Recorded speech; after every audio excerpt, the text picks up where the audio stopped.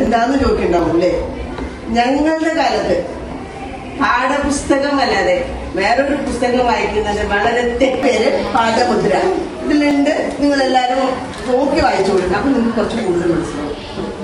പതിഞ്ഞു പോയരാ കാലടി പാടിലൻ ഹൃദയരേഖകൾ തിരയുന്നു കാലണി ആഴ്ന്നുപോയി ഉപ്പൂറ്റി ഞാൻ ഏറ്റിയ നോവു തന്നാഴം അറിഞ്ഞപ്പോൾ തീരെ പതിഞ്ഞില്ല പാദത്തിൻ നടുഭാഗം സ്നേഹമെന്ന വിഡ്ഢിത്തം വളഞ്ഞപ്പോൾ വേണ്ടപ്പോൾ പതിഞ്ഞില്ല പാദാഗ്രം ഭൂമിയും നോവരുതെന്ന വാത്സല്യ ചിന്തയാൽ ഇനിയും എന്തു നോക്കുന്നു നീ പെരുവിരൽ ഒന്നുവാൻ പോലും ഇടമില്ലാതായ ജീവിതം ദൂരെ ഏറെ ദൂരെ എന്ന് തോന്നിയിടിലും കൂടെ എന്റെ കുഞ്ഞിതൽ പൂവുകൾ. അതാരറിയോ? നിങ്ങളൊക്കെ കുഞ്ഞിതൽ പൂക്കൾ പറഞ്ഞ ചെറിയ ഇതുള്ള ചെറിയ പൂക്കളാണ്. ഞങ്ങളൊക്കെ വയസ്സായി വലിയ പൂക്കളായിട്ട് കൊഴിയാറായ പൂക്കളാണ്. ആകയാൽ നടക്ക തന്നെ വഴി ഏറെ ദൂരമുണ്ടാകിലും എത്ര ദുർഘടമാകിലും. അതിന്റെ അർത്ഥം എന്താണെന്നോ, നിങ്ങളെ പോലെ കുറെ കുട്ടികൾ ഞങ്ങളുടെ കൂടെ ഉണ്ടെങ്കിൽ എനിക്ക് ഇവരോട് അസൂയുണ്ട്. മാഷുമാരോടും ടീച്ചർമാരോടും എനിക്ക് നല്ല അസൂയുണ്ട്. എന്താ അറിയോ? ഞങ്ങൾക്ക് പേരിൽ മാത്രമേ മാഷുള്ളൂ. ഞങ്ങൾ മാഷ് പോസ്റ്റ് മാഷിനെ വിളിക്കുള്ളൂ, പോസ്റ്റ് മാഷിന്. പക്ഷേ ടീച്ചർക്ക് കിട്ടുന്ന ഒരു സുഖം എന്താ അറിയോ?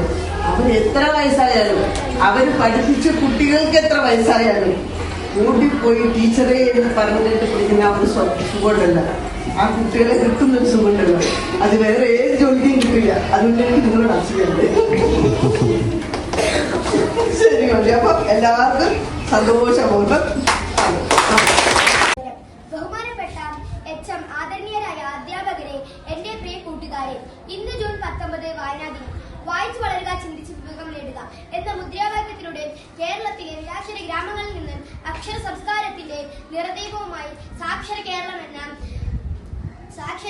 എന്ന സന്ദേശത്തിന്റെ വേരോട്ടത്തിന് സാരഥ്യമേകിയ ഒരു വലിയ മനുഷ്യൻ P.N. പണിക്കരുടെ ഓർമ്മ ദിനമാണ് ഇന്ന്. കേരള ഗ്രന്ഥശാല പ്രസ്ഥാനത്തിന്റെ സ്ഥാപകനും സമ്പൂർണ്ണ സാക്ഷരതയുടെ ശില്പിയും സൗഹൃദ ഗ്രാമത്തിന്റെ ഉപജ്ഞേതാവുമായ P.N. പണിക്കരുടെ ചരമദിനമാണ് നാം ജൂൺ 19 വായനാ ദിനമായി ആചരിക്കുന്നത്. വായനയെ കുറിച്ച് ഓർക്കുമ്പോൾ തന്നെ നമ്മുടെ മനസ്സിലേക്ക് ഓടിയെത്തുന്ന ഒരു കുഞ്ഞു കവിതയുണ്ട്. വായിച്ചാലും വളരും, വായിച്ചില്ലെങ്കിലും വളരും, വായിച്ചാൽ വിളയും, വായിച്ചില്ലെങ്കിൽ വളയും. കുഞ്ഞുണ്ണി മാഷിന്റെ ഈ കൊച്ചു കവിത വായനയുടെ മൂല്യം മനസ്സിലാക്കാൻ നമ്മെ സഹായിക്കുന്നു. ഓരോ പുസ്തകവും അറിവിന്റെ അത്ഭുത ലോകമാണ്. ആ ലോകത്തേക്ക് എത്തിച്ചേരുവാനുള്ള വഴിയാണ് വായന. നമ്മുടെ ചിന്തകളെയും അറിവുകളെയും സ്വപ്നങ്ങളെയും വായന സ്വാധീനിക്കുന്നു.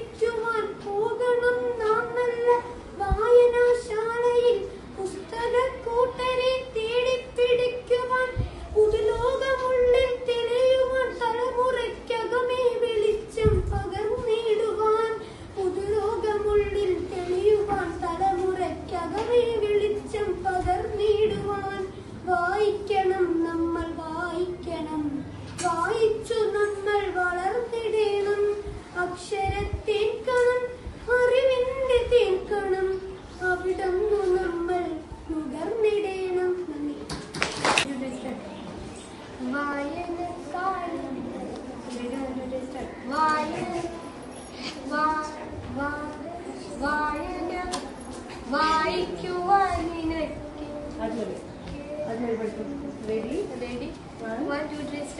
വായിക്കുവാൻ എനിക്കേറെ ഇഷ്ടം, നല്ല വായനക്കാരെയാണേറെ ഇഷ്ടം.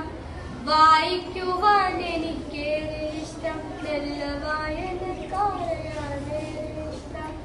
പുസ്തകത്താളുകൾ പുല്ലിൽ തുളുമ്പുന്ന തേൻ കുടിക്കാൻ എനിക്കേറെ ഇഷ്ടം. പുസ്തകത്താളുകൾ പുല്ലിൽ തുളുമ്പുന്ന തേൻ കുടിക്കാൻ എനിക്കേറെ ഇഷ്ടം. വായിക്കുവാൻ എനിക്കേറെ ഇഷ്ടം, നല്ല വായനക്കാരെയാണേറെ ഇഷ്ടം. വായിക്കുവാൻ എനിക്കേറെ ഇഷ്ടം, നല്ല വായനക്കാരെയാണേറെ ഇഷ്ടം.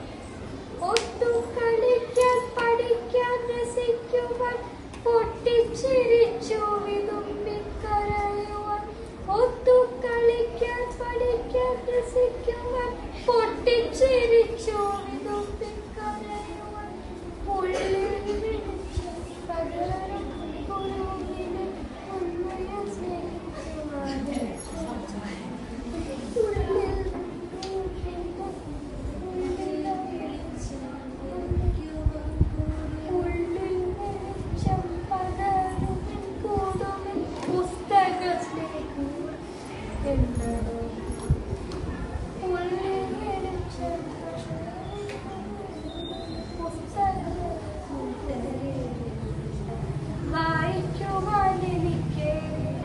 ഞാൻ ഇന്ന് ആദ്യ പഠിച്ച പാഠങ്ങൾ എന്ന കഥയുടെ വായനക്കുറിപ്പാണ് പറയാൻ പോകുന്നത്.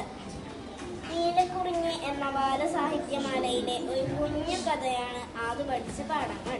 ഡോക്ടർ കെ ശ്രീകുമാർ രചിച്ച ഈ കഥയിലെ പ്രധാന കഥാപാത്രം ആദു എന്ന ആദർശാണ്. കുട്ടികളായ നാം വായിച്ചിരിക്കേണ്ട ഒരു കഥ തന്നെയാണ് ഇത്. ഒട്ടും ആത്മവിശ്വാസവും ധൈര്യവുമില്ലാത്ത ആദു ജീവിത സാഹചര്യങ്ങളെ ധൈര്യത്തോടെയും ആത്മവിശ്വാസത്തോടെയും നേരിട്ട ഒരു നല്ല കഥയാണ് ആദ്യ പഠിച്ച പാഠങ്ങൾ. Thank you. ചിപ്പിക്കുള്ളിൽ വിജ്ഞാനങ്ങൾ പലതാണ്, കഥകൾ കവിതകൾ പാട്ടുകളെല്ലാം അങ്ങനെ പലതരം അറിവാണ്. അക്ഷരമധുരം നുണയാനായി പുസ്തക വായന ശീലിക്കാം. അറിവില്ലെങ്കിൽ നാമില്ല, അറിവില്ല ഹന്ത പാടില്ല. പുസ്തക വായന ശീലിക്കാം, പുസ്തകമെല്ലാം വായിക്കാം. പുസ്തക വായന ശീലിക്കാം, പുസ്തകമെല്ലാം വായിക്കാം. Thank you. ബന്ധങ്ങളുടെയും സ്നേഹത്തിന്റെയും ആഴത്തെ വാക്കുകളിലൂടെ ലളിതമായും ഹൃദയസ്പർശിയായും അവതരിപ്പിക്കുന്ന ശ്രീ മുട്ടത്തുവർക്കി രചിച്ച മനോഹരമായ നോവലാണ് ഒരു കുടിയും കുഞ്ഞു പെങ്ങളും. അമ്മയും അച്ഛനുമില്ലാതെ സഹോദരങ്ങൾ ആയിരുന്നു ബേബിയും ലില്ലിയും. ഇരുവരുടെ സ്നേഹബന്ധത്തിന്റെ കലർപ്പില്ലാത്ത ആവിഷ്കാരമാണ് ഈ കൃതിയിലൂടെ നീളം നമുക്ക് കാണാൻ സാധിക്കുന്നത്. ബേബിയും ലില്ലിയും അമ്മയുടെ സഹോദരിയോടൊപ്പമായിരുന്നു താമസിച്ചിരുന്നത്. കലശലായ മഴ പെയ്യുകയായിരുന്നു ഒരു ദിവസം. തന്റെ കുഞ്ഞു പെങ്ങൾ മഴ നനയുന്നത് കണ്ട ബേബി അവളോട് ഗ്രേസി എന്ന കുട്ടിയുടെ കുടയിൽ കയറി സ്കൂളിലേക്ക് പോകാൻ പറയുന്നു. താൻ വേഗത്തിൽ ഓടി സ്കൂളിൽ എത്തിക്കോളാം എന്നും ബേബി ലില്ലിയോട് പറയുന്നു. കുടയിൽ കയറ്റാമോ എന്ന് ചോദിച്ച ലില്ലിയെ ഗ്രേസി ചീത്ത പറയുന്നു. ഗ്രേസി ആ നാട്ടിലെ പണക്കാരിയായിരുന്നു. അവരുടെ വക ഭൂപ്രദേശത്തായിരുന്നു പേരമ്മയും ലില്ലിയും ബേബിയും താമസിച്ചിരുന്നത്. പേരമ്മ എപ്പോഴും ലില്ലിയെയും ബേബിയെയും തല്ലുമായിരുന്നു. വസ്ത്രങ്ങൾ പോലും അവർക്ക് ഉണ്ടായിരുന്നില്ല. താൻ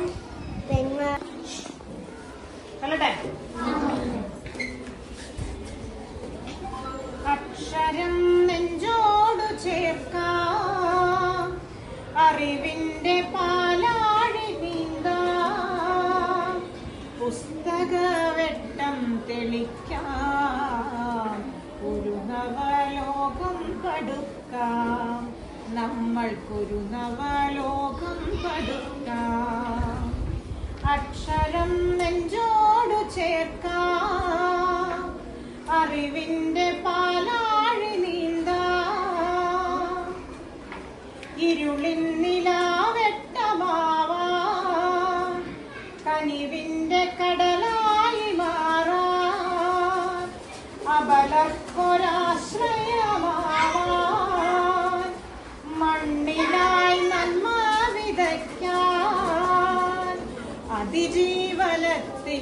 പാതയിൽ നമ്മൾക്കു പുസ്തകം കയ്യിലെടുക്കാം.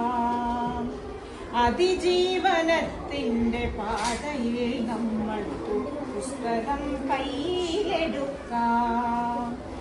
അക്ഷരം നെഞ്ചോടു ചേർക്കാം, അറിവിൻ്റെ പാലാഴി നീന്താം.